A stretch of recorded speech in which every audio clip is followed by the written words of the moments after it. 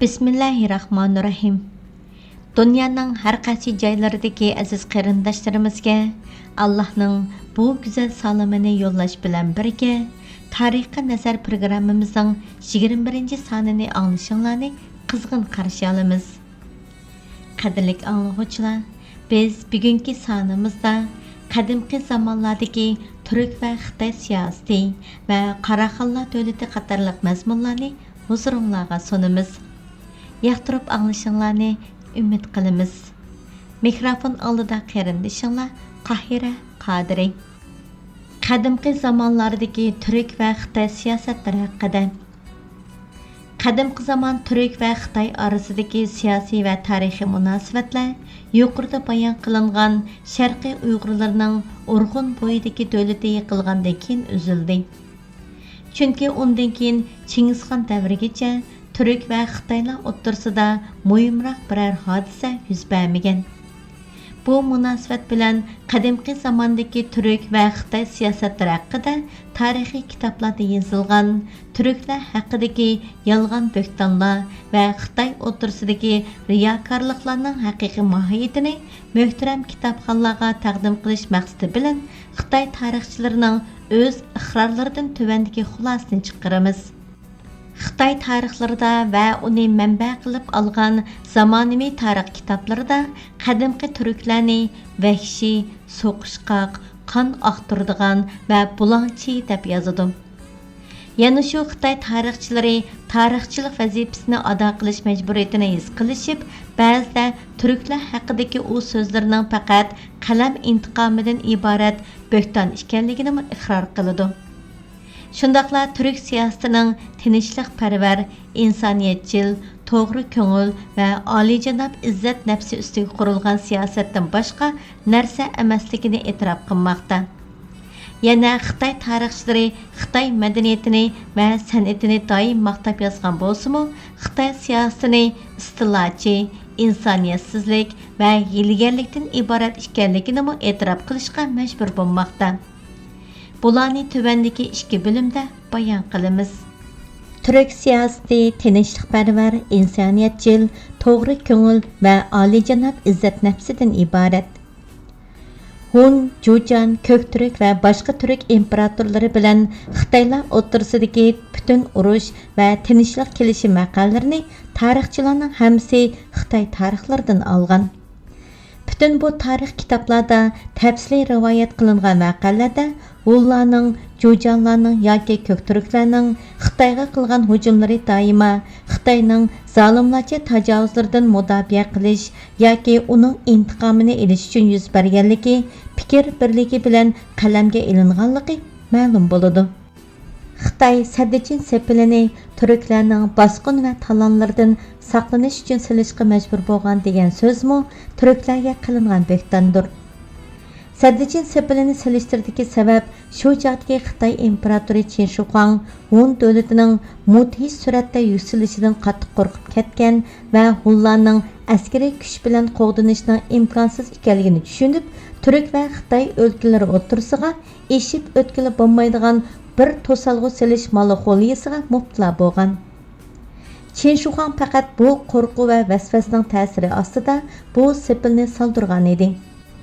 Turklar agar Xitoy tarixchilarining deganlaridek vahshiy va bosh-boshdoq intizomsiz bir talonchi xalq bo'lgan bo'lsa, Xitoydek nufusi ko'p, qurol jabduqlari to'la va mukammal askariy kuchi bo'lgan bir davlat o'zini ulardan nihoyatda oson mudofaa qila oladi va sepil silish uchun millionlarcha insonni yillarcha mushaqqatli ishga silishning hech hojati yo'qdi. Vaholanki bu sepilni silish jarayonida 1,5 million odamning intayin mushaqqatli emgak ostida o'lganligi Xitoy tarixlarida rivoyat qilinadi. Qin Shi Huang hayot vaqtida bu sepil mukammal bir istehkomlik vazifasini ado qilib, ustida davomli turg'izilgan 1 milliondan oshiqroq Xitoy askariy kuchi Hunlardan mudofaalanishni osonlashtirgan bo'lsa-mu, Xitoy imperatori xiyol qilganidek favqulodda bir to'salg'umi bo'lolmadi. Chunki keyincha Hun askarlari bu sepilni hech ko'zga ilmay bosib kiraverdi. Bir Yevropalik sayohatchi o'zining Saddichin sepili haqida yozgan ko'z qarashlarida mundaq deb yozadi. Sadichin sepilini silishning sababi tarixchilarning gumon qilganidek turklardan mudofaa qilish uchun emas, balki buning asli sababi shu zamondagi shaharlarni sepil bilan ihata qilib, ya'ni cho'ridab silish va mamlakatning chegarasiga sepil va qal'a silish odatlaridan kelib chiqqan bir ishdir. Chunki bundaq sepillar u zamonda dunyoning hamma yerida silinayotgan bir chog' edi. Xitoyning boshqa joylarga silingan bundaq sepillar zaman o'tgan sari tamoman yo'q bo'ldi. Ba'zilarining ostola yo'chig'i qoldi. Ammo Shimoliy Xitoyning tuprog'i intayin qattiq bo'lg'achqa, Sadichin sepili hozirgacha yiqilmay saqlagan. Turklar g'alaba qilgan chaqlarda butun Xitoyni qo'l ostiga olib, Xitoyning cheksiz boyligini egallab elishtirga hech bir to'salg'u qilmagan chaqlardimi, Xitoyni o'zining bir mustahkamligi qilmadi. Xitoy imperatorining tajovuzchilik kuchini ojizlashtirish bilan qanoat qildi. Mustaqillikni qo'lidan olmadi. Mag'lub bo'lgan asirlik holatiga tushib, butun askarlari parakanda chechilib ketgan Xitoy imperatori sulhiy talab qilsa, turk hukmdorlari darhol kelishim tuzib, sulhiga ma'qul bo'ladi. Xitoyning askariy kuchi ojizlashib, harbiy yurish qilish imkoniyati qolmagan chog'larda turklar zo'r askariy kuch va harakat qobiliyatiga ega bo'lsa-mu, Xitoyning ojizlashgan fursatidan foydalanib, ularga hujum qilib, istilo qilishni qasdlamagan edi.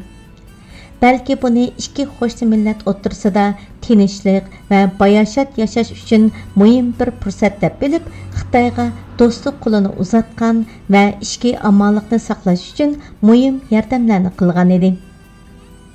Bu haqdagi misollar Xitoy tarixlarida to'la uchraydi.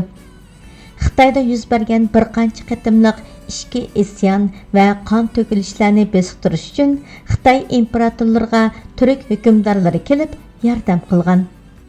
Amonlik va tartib intizom saqlangandan keyin yurtni o'z ahliga qo'yib berib, qaytib chiqqan. Bundaq fursatlardan foydalanib, turklarning Xitoyni istilo qilish niyatlari bo'lmaganligi tarixni o'qigan har qanday kishining ko'z oldida qayta namoyon bo'ladi. Bularning hammasini Xitoy tarixlarida yoki Xitoy tarixlarini manba qilib yozilgan zamonaviy asarlarning hammasida uchratishimiz mumkin. Xitoy tarixchilarining asarlarida Xitoy va turklar o'rtasidagi urushlarda turklar g'olib bo'lgandan keyin qo'lga tushirgan Xitoy tuproqlarida Xitoy aholisini qirg'in qilgan yoki shaharlarni vayron qilganlarga doir ishonch qilgudek hech bir rivoyat yo'q. Turk imperatorlari Xitoydan mag'lub bo'lib, kuchsiz holga tushib qolgan chaqlardimi hech bir zaman Xitoyga bo'ysunishni, boj soliq to'lab qo'l ostida turishni qabul qilmagan. Qul bo'lib yashashdan jasorat bilan elishib, sharafli holda o'lgan. Bir mazgil vaqtli Xitoylarga bo'ysunib itoat qilganlar bo'lsa, ba'zi kichik xonlar yoki turk imperatoriga xiyonat qilgan ba'zi isyonchilar edi. Ammo turk imperatorlaridan hech birining haqida mundaq bir rivoyat Xitoy tarixlarida uchramaydi. Xitoy siyosati istilochilik, insoniyatsizlik va hiylagarlik. Turklarning mudofaa kuchi ojizlashib qolsa, Xitoy imperatorlari darhol butun tinchlik kelishimlarini yirtib tashlab, ikki millat xalqning omonligi va rohatini o'ylabmi qo'ymay, turk yurtlariga hujum boshlaydi.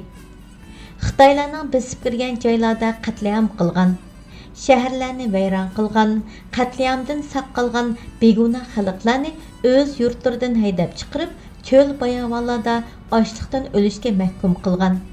Xitoyning jiroq bo'lonlarga surgun qilib, ularni zo'rlik bilan xitoylashtirganga o'xshash qabih qilmishlari ko'p. Bu xil vahshiylarcha zulm siyosatlarini Xitoyning mutaassib va intiqomchi tarixchilari faxrlanib yozishib, xushallanib ketishidi. Mo'g'ulistonda Xitoyning orqa-orqadan ilib borgan bir qancha qatimliq qatliamlari natijasida bu o'lkaning vayron bo'lganligini yuqorida so'zlab o'tdik. Sharqiy Turkistonda Qumul, Bariko'l, Quchu, Ro'ran qatorliq o'lkalar bir qancha qatim Xitoy askarlari tarafidan xarob qilingan va xalqlari qatliamga uchraganligi ma'lum. Bu o'lkalar ichida 20 ga yaqin shahri bo'lgan Ro'ran o'lkasi Xitoyning qatliam va buzib chiqishi bilan butunlay vayron bo'lib bir cho'lga aylandi. Miladining 1757 yili, ya'ni Hijrining 1172 yili Xitoy askarlari butun Beshbaliq va Ili o'lkasining aholisini qirib tashlagandan keyin saq qolganlarni Xitoyga haydab elib ketgan. Natijada bu o'lkalar bir qancha yil odamsiz bir cho'lga aylanib qolgan. Keyincha 6 shahar va Turpandan ko'chib kelgan taranchi yana dehqonlarning bu o'lkalarni yangi boshdan obod qilganligini Sharqiy Turkistonda hamma kishi biladi. Xitoy tarixchilari o'z asarlarida bu fojiali qirg'inchiliklardan lazzatlangan holda mag'rurlanib bayon qiladi.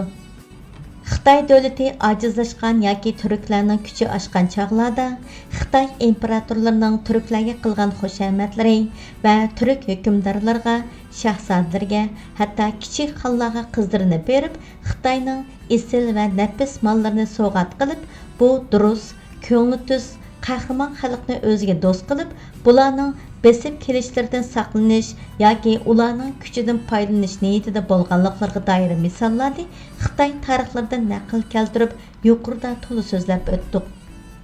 Ammo Xitoylarning bu harakatlaridan maqsadlari tinchlik va xavfsizlik bo'lmasdan, balki qudratli ittifoqi va kuchli askariy kuchi jihatda Xitoylardan ustun turklarning orasiga ittifoqsizlikning fitna fasodning urug'ini chechishni maqsad qilishdan iborat bo'lib, turklarning kuchini ojizlashtirib, davlatini yiqitib, yurtlarini munqariz qilishni maqsad qilgan. Tinchlikparvar va ko'ngilsiz turklar Xitoylarning bundoq hiyla mikr to'zoqlarga xili ko'p tushdi. Bu vaqalarni ko'ktegan mangutishida bilgi qolgan intayin cho'nqur, tushunishlik va ta'sirlik iboralar bilan bayon qilgan. Xitoy davlati mayli kuchlik vaqtlarda bo'lsin yoki kuchi ojizlashgan chog'larida bo'lsin, turk millatini o'zining jon dushmani deb bilgan. Mayli tinchlik davrlarida bo'lsin yoki urush zamonlarida bo'lsin, hech qachon insoniyatchil yoki durust bo'lmaganligi tarix sahifalaridagi inkor qilib bo'lmaydigan haqiqatdir. Mana bular Xitoy tarixining bergan maxsus ma'lumotlardan ilingan natijadir. Shuning uchun insof bilan qaraydigan har bir kishining nazarida up-uchuq isbotlangan bir da'vodan iboratdir. Qarxonlar davlati. Qarxonlar davlatini qurg'uvchilarining O'rta Osiyodagi qaysi turk qavmlariga mansub ekanliklari to'g'risida o'xshamagan ko'z qarashlar bor. Xitoy tarixlarida bularni Qarluq qabilasiga mansub deb taxmin qilinadi. Ba'zi manbalarda bularni Uyg'urlardan deb ko'rsatgan bo'lsa-mu, Sharqiy Uyg'urlardimi yoki qadimgi Uyg'urlarning avlodlaridami bu to'sa aniq emas deyishdi. Ammo bular dalilsiz taxminlardan iborat bo'lib, tarixiy nuqta nazarida e'tiborga olgudek yeri yo'q.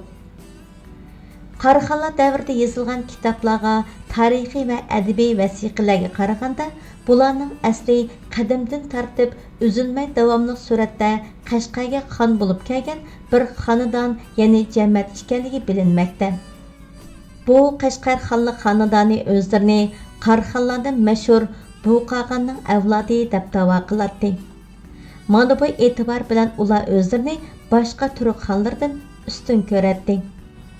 Sharqiy Turkiston xonlari Hijri 206, ya'ni milodiy 821 yili Tibetliklarni haydab chiqarib mustaqil bo'lgandan keyin Qashqar xoni bargan sari quvvat tepib, Yarkan, Xotan, 3 qatorliq o'lkalarda nopusini, ya'ni ta'sir doirasini yeyishga muvaffaq bo'ldi. Keyincha Kuchanimi itoat qilishga majbur qildi. Shuning bilan Qashqar xoni butun 6 shaharni o'z ichiga olgan qudratli bir turk davlati qurib chiqdi. Tangri tog'larining shimolidagi Qarluq davlati va Balqash ko'li atrofidagi Yag'ma, To'g'si, O'g'raq, Chigil qatorliq mustaqil qabilalar g'arb tarafdan Mavaraun nahridagi musulmon Samanalar davlati va sharqdan Uyg'ur davlatining hujumlariga uchrab, xavf ostida qolgan edi. Taxminan Hijri 256, ya'ni milodiy 870 yili Qarluq davlati va yuqorqi mustaqil qabilalarning xonlari orqa-orqadan Qashqardagi 6 shahar xoniga bo'ysundiganliklarini bildirib, uning himoyasiga kirgan. Şunun bilan Qashqar xoni Tangirtağning janub va shimolidagi 10 dan ko'proq turk xonligini o'z bayrog'i ostida birlashtirib, bir birlashma turk imperatorligini qurib chiqdi. Qadimgi ata-bobolarning unvoni bo'lgan Qaraxon degan unvonini oldi. Arab tarixchilari buningdan burungi qag'onlarni atagandek, bularni Xaqon Turk deb yozadi. Qadrlik anglag'uvchilar, shunday qilib vaqt munosabati bilan Tarixga nazar programmamizning 21-soni mushada oxirlashdi. İnşallah yeni son programmamızda görüşkice sizlerni Cenab-ı Allah'a tapşırımız. İcabetlik duayınlarda bizler için dua kılışni unutmag'aysizlar. Allah'a emanet.